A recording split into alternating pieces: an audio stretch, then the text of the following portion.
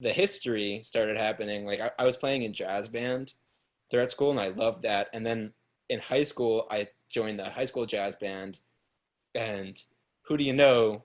But the kid who was playing guitar in that band was none other than Mr. Russell Sermonaro.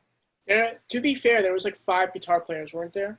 Yeah, there was always like you would have to like take turns. Like Yeah, there were too many drummers, too many guitar players. yeah.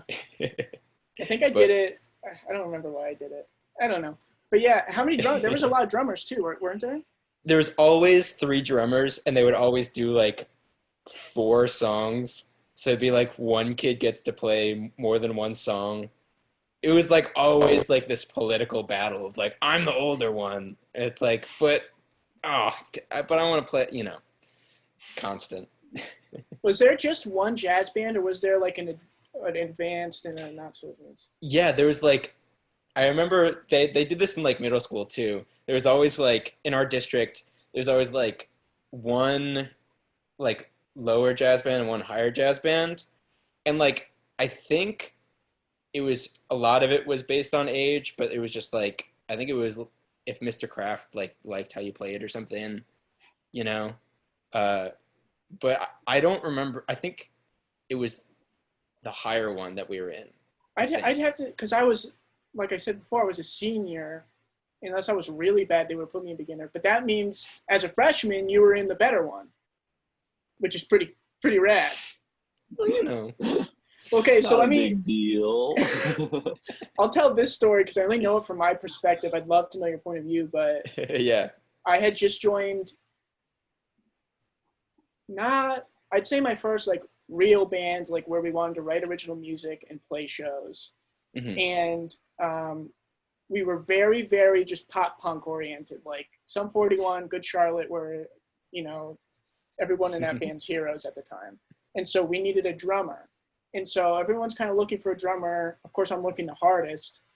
And in jazz band, I remember in one rehearsal, Mr. Kraft, who was running it, he goes, all right, David, who was on the drums, we need like a real big breakdown beat. Just something like a breakdown. He kept saying breakdown. I'm like, oh, there's breakdowns in like pop punk music. And so David just lays down this like sick beat, and it's like thunderous in the room. And I literally was like, oh.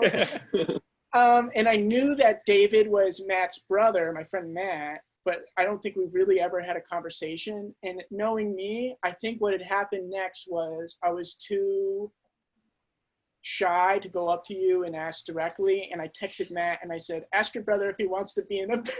I remember that. That I will never forget. Yeah, so like what's your perspective from there? You got to take it from there.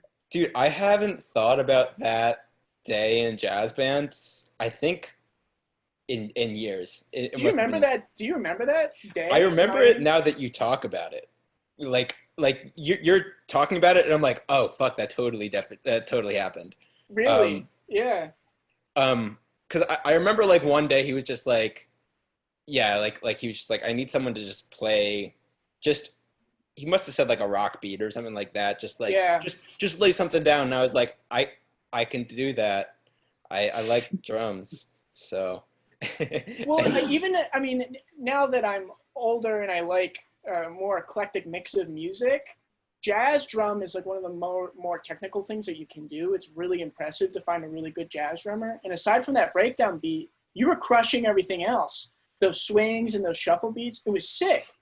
And again, here he is, a freshman in the advanced jazz band.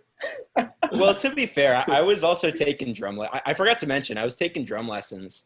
And that like obviously really helped because he was like, my drum teacher was like, you know you have to practice, right? And I was like, no, come on.